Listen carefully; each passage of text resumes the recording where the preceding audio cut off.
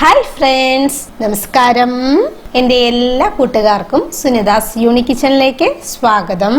ഇന്നത്തെ നമ്മുടെ റെസിപ്പിയിൽ വളരെ സിമ്പിൾ ആയിട്ടുള്ള ഒരു ഈവനിങ് സ്നാക്കാണ് തയ്യാറാക്കി എടുക്കുന്നത്. അവലും പഴവും ഉപയോഗിച്ച് വളരെ എളുപ്പത്തിൽ നമുക്ക് ഈ പലഹാരം തയ്യാറാക്കി എടുക്കാവുന്നതേ ഉള്ളൂ. വൈകിട്ട് ചൂട് ചായയുടെ കൂടെ കഴിക്കാൻ വളരെ ടേസ്റ്റി ആയിട്ടുള്ള നല്ലൊരു 4 മണി പലഹാരമാണ് കേട്ടോ ഇത്. നമ്മുടെ വീട്ടിലുള്ള വളരെ കുറച്ച് ചേരുവകൾ കൊണ്ട് തയ്യാറാക്കിയെടുക്കാൻ കഴിയുന്ന ഈ 4 മണി പലഹാരം എങ്ങനെയാണ് തയ്യാറാക്കിയെടുക്കുന്നതെന്ന് കണ്ടു നോക്കാം.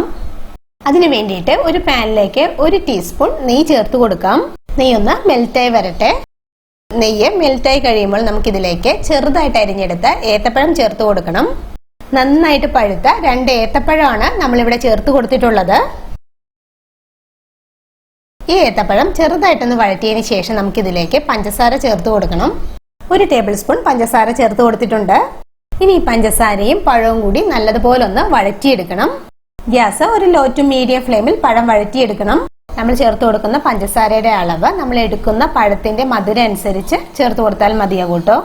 നന്നായിട്ട് പഴുത്ത ഏത്തപ്പഴം തന്നെ എടുക്കാൻ ശ്രദ്ധിക്കണം കേട്ടോ. അപ്പോഴാണ് നമ്മുടെ ഈ പലഹാരത്തിന് നല്ല ടേസ്റ്റ് കിട്ടുന്നത്. പഴം വഴറ്റിയെടുക്കാൻ ഇവിടെ എനിക്കിപ്പോൾ 1 ടീസ്പൂൺ നെയ്യ് മതിയാകും. നെയ്യ് കൂടുതൽ വേണമെന്നുണ്ടെങ്കിൽ ഈ ഒരു ടൈമിൽ ചേർത്ത് കൊടുക്കാവുന്നതേ ഉള്ളൂ. പഴം വെന്ത് ഉടഞ്ഞു പോകേണ്ട ആവശ്യമില്ല. പഴമെല്ലാം നന്നായിട്ട് വഴന്നു വന്നിട്ടുണ്ട്. ഇത്രയും മതിയാകും. ഇനി നമുക്ക് ഈ വഴറ്റിയ പഴം ഒരു പ്ലേറ്റിലേക്ക് മാറ്റി വെക്കാം. പഴം വെന്ത് ഉടഞ്ഞു പോകാതെ ഈ ഒരു പാകത്തിന് വേണം നമ്മൾ പഴം വഴറ്റിയെടുക്കേണ്ടത്. ഇത് നമുക്കൊരു സൈഡിലേക്ക് മാറ്റി വെക്കാം. അതിനുശേഷം സെയിം പാനിലേക്ക് 1 ടീസ്പൂൺ നെയ്യ് ചേർത്ത് കൊടുത്തിട്ടുണ്ട്. നെയ്യ് ഒന്ന് മെൽറ്റായി വന്നപ്പോൾ ഇതിലേക്ക് അല്പം കാഷ്യൂ നട്ട്സ് ചേർത്ത് കൊടുത്തിട്ടുണ്ട്. നമുക്ക് ഈ കാഷ്യൂ നട്ട്സ് ചെറുതായിട്ടൊന്ന് ഫ്രൈ ചെയ്തെടുക്കണം. കാഷ്യൂ നട്ട്സ് ലൈറ്റ് ആയിട്ടൊന്ന് ഫ്രൈ ആയി വന്നപ്പോൾ ഇതിലേക്ക് ഉണക്കമുന്തിരി ചേർത്ത് കൊടുത്തിട്ടുണ്ട്. ഉണക്കമുന്തിരി ചേർത്ത് കൊടുത്തതിന് ശേഷം നല്ലതുപോലെ വഴറ്റി റോസ്റ്റ് ചെയ്തെടുക്കണം. കാഷ്യൂസും ഉണക്കമുന്തിരിയും വേണമെന്ന് നിർബന്ധമൊന്നുമില്ല. നമ്മുടെ കയ്യിലുണ്ടെങ്കിൽ മാത്രം ആഡ് ചെയ്ത് കൊടുത്താൽ മതിയാകും. നാളികേരക്കൊത്ത് ഫ്രൈ ചെയ്ത് ചേർത്താലും നല്ല ടേസ്റ്റാണ് കേട്ടോ. ഇപ്പോൾ കാഷ്യൂസും ഉണക്കമുന്തിരിയും എല്ലാം റെഡിയായി വന്നിട്ടുണ്ട്. ഇനി നമുക്കിതിലേക്ക് ആവശ്യമുള്ളത് അവലാണ്. 1 കപ്പ് അളവിലാണ് അവൽ ചേർത്ത് കൊടുത്തിട്ടുള്ളത്. അവൽ ചേർത്ത് കൊടുത്തതിന് ശേഷം നമുക്ക് നല്ലതുപോലെ ഒന്ന് ഇളക്കി കൊടുത്ത് വറുത്തെടുക്കണം.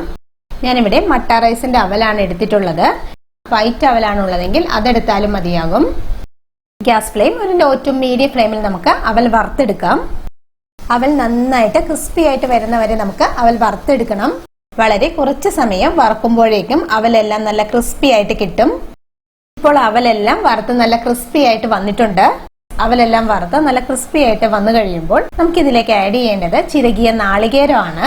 1/2 കപ്പ് അളവിലാണ് ചിരകിയ നാളികേരം ചേർത്ത് കൊടുത്തിട്ടുള്ളത്. ചിരകിയ നാളികേരം ചേർത്തതിന് ശേഷം നമുക്ക് നല്ലതുപോലെ ഒന്ന് മിക്സ് ചെയ്തെടുക്കണം. നമുക്കിത് അധികം നേരം ഒന്നും വഴറ്റിയെടുക്കേണ്ട ആവശ്യമില്ല. ഗ്യാസ് ഒരു മീഡിയം ഫ്ലെയിമിൽ 1 മിനിറ്റ് നേരമൊക്കെ വഴറ്റിയെടുത്താൽ മതിയാകും കേട്ടോ. 1 മിനിറ്റ് നേരം നമുക്കിതൊന്ന് നല്ലതുപോലെ ഒന്ന് വഴറ്റിയതിന് ശേഷം നമുക്കിതിലേക്ക് നേരത്തെ വഴറ്റി വച്ചിരിക്കുന്ന പഴം ആഡ് ചെയ്ത് കൊടുക്കണം. പഴം വഴറ്റിയത് ആഡ് ചെയ്തതിന് ശേഷം നമുക്കിതെല്ലാം കൂടി നല്ലതുപോലെ ഒന്ന് മിക്സ് ചെയ്തെടുക്കണം. പഴം ഉടഞ്ഞു പോകാതെ നമുക്ക് മിക്സ് ചെയ്തെടുക്കാം.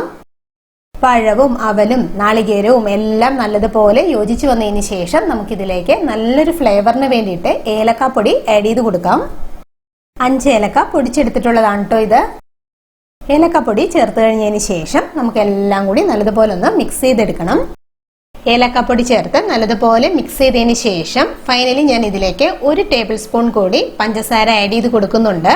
ഈ ഒരു ടൈമിൽ നമ്മുടെ പലഹാരത്തിന്റെ മധുരം ചെക്ക് ചെയ്ത് നോക്കിയതിന് ശേഷം വേണമെന്നുണ്ടെങ്കിൽ മാത്രം പഞ്ചസാര ആഡ് ചെയ്ത് കൊടുത്താൽ മതിയാകും കേട്ടോ. അപ്പോൾ ഇത്രയേ ഉള്ളൂ. നമ്മുടെ വളരെ ടേസ്റ്റി ആയിട്ടുള്ള 4 മണി പലഹാരം റെഡി ആയിട്ടുണ്ട്. വൈകിട്ട് നല്ല ചൂട് ചായയുടെ കൂടെ കഴിക്കാൻ വളരെ എളുപ്പത്തിൽ തയ്യാറാക്കി എടുക്കാൻ കഴിയുന്ന നല്ലൊരു 4 മണി പലഹാരമാണ് കേട്ടോ ഇത്. അപ്പോൾ എല്ലാവരും ഇതുപോലെ ഒന്ന് തയ്യാറാക്കി നോക്കണം. എല്ലാവർക്കും ഉറപ്പായിട്ടും ഇഷ്ടമാകും. വീഡിയോ ഇഷ്ടമായാൽ സബ്സ്ക്രൈബ് ചെയ്യാനും ഷെയർ ചെയ്യാനും മറക്കരുത് കേട്ടോ. Thank you. ബൈ.